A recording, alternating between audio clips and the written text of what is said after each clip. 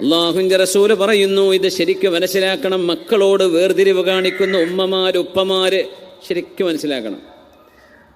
സ്വന്തം ഉദരത്തിൽ നിന്ന് വന്നവരല്ലേ എല്ലാ മക്കളും, നിങ്ങളുടെ മക്കളല്ലേ. ഉമ്മമാരെ, നിങ്ങൾ പ്രസവിച്ച മക്കളല്ലേ ആൺകുട്ടികളും പെൺകുട്ടികളും. ചില ഉമ്മമാർക്ക് പെൺകുട്ടികളെ മാത്രം ഒരു കാര്യമാണ്. ആൺകുട്ടികൾ ഇനി എത്ര നരകിച്ചാലും കുഴപ്പമില്ല, കടം വാങ്ങിയിട്ടെങ്കിലും പെൺമക്കൾക്ക് എന്തെങ്കിലും കൊടുക്കണം, അതാണ് ഉമ്മാൻ്റെ ആഗ്രഹം. എന്നാൽ ഈ മനുഷ്യൻ നീർന്നു നിന്നോട്ടെ, ഇവനും പെൺകുട്ടികൾ കെട്ടിക്കാനായി വരികയാണ്, അവനൊരു വീടായിട്ടില്ല, പെങ്ങളെ വീട് പണി കഴിഞ്ഞിട്ട് മതി നിൻ്റെ വീട് പണി, അങ്ങനെ പറയുന്ന ഉമ്മമാരുണ്ട്. മക്കളെ ഒരുപോലെ കണ്ണുകൊണ്ട് കാണാൻ കഴിയണേ. അനീതി അള്ളാഹു പൊറുക്കൂല. മക്കൾ മാതാപിതാക്കളോടുള്ള സ്നേഹം കൊണ്ട്, ബഹുമാനം കൊണ്ട് അത് പറഞ്ഞില്ല, ചോദിച്ചില്ല എന്ന് വരും.